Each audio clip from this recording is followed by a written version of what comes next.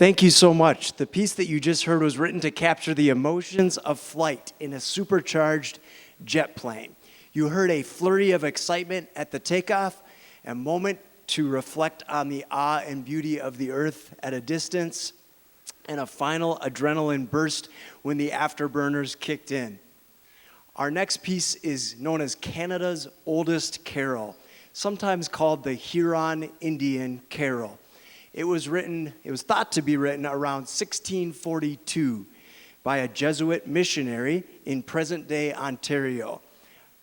around 1642. The English lyrics tell the traditional nativity story, but with symbolism more suited to the Huron nation. The shepherds that some of us know of in the story are replaced by hunters. The wise men are known as chiefs from afar, and the traditional gold, frankincense, and myrrh as gifts are replaced by beaver and deer pelts. We learned melodic contour and learned that a piece that seems easy at first glance can be much more difficult when played with musical maturity. We really hope you enjoy "'Twas in the Moon of Wintertime."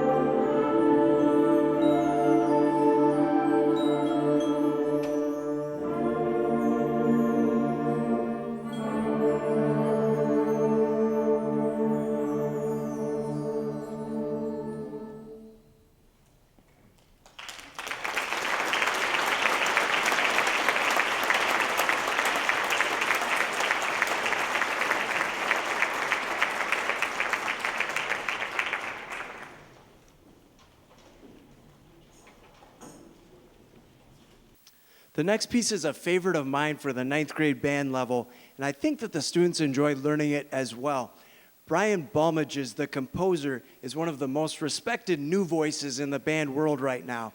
He uses a famous Russian tune called Meadowlands, sometimes referred to as Cossack Patrol, along with special effects such as bombs, which you'll hear in the timpani and the bass drum, and some of the percussion back there, and sirens, which you'll hear in the French horn and tenor sax. And he uses some of these special effects and this Russian tune to portray the successful Russian defense of Moscow against the Nazis in World War II. So Moscow, 1941. We hope you enjoy.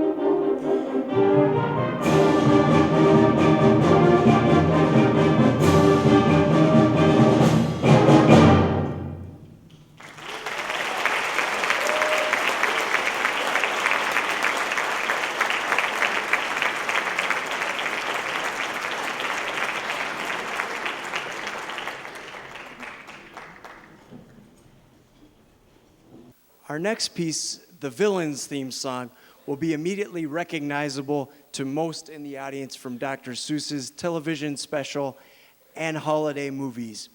We learn the basics on how to handle rhythm and articulation in a swing or jazz style. Just to make a quick note, on the holiday tune, I do let the kids vote among some favorites that I have, so there were some Hanukkah numbers in the running, but we happened to choose these. We hope that you enjoy You're a Mean One, Mr. Grinch.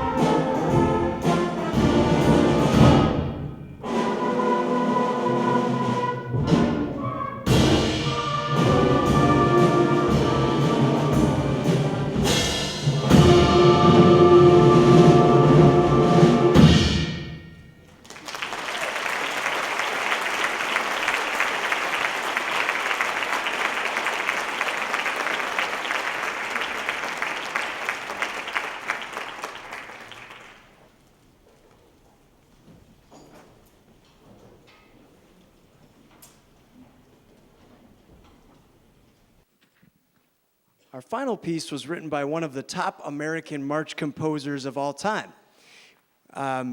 John Philip Sousa, Carl King, and then this next person would be the top three, Henry Fillmore.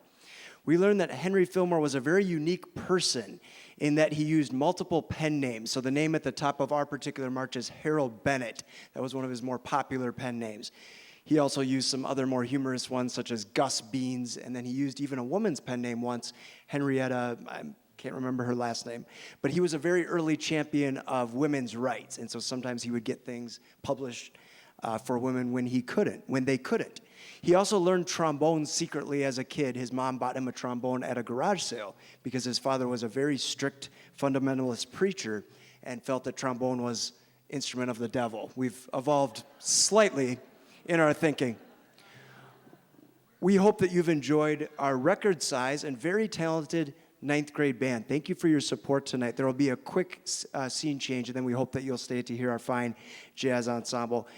We will close with a march, Courage March, Henry Fillmore.